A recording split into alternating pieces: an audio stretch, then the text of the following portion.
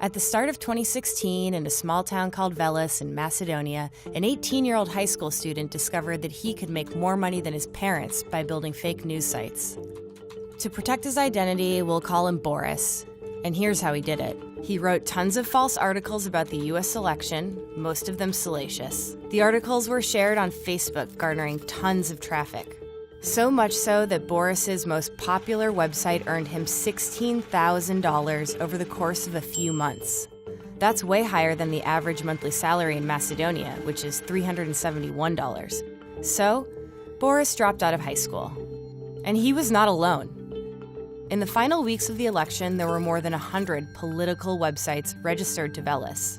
The most popular stories were pro-Trump, but that's not because Boris and his fake news publishers liked the candidate.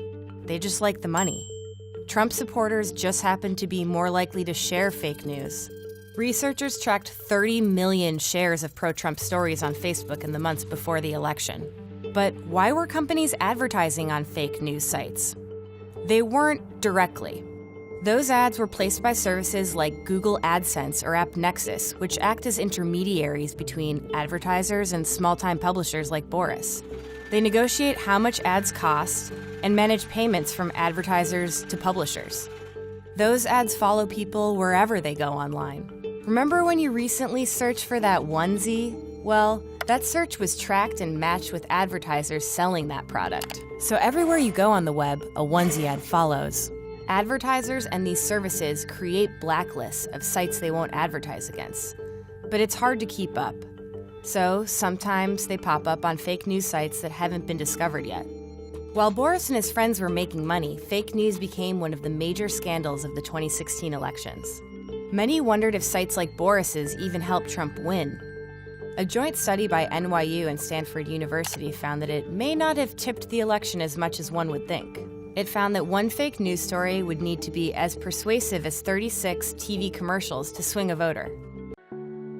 This person who produces fake news websites wants to meet on his terms, so not meeting out here, getting out in the car, they're going to text me the location, and let's see how it goes.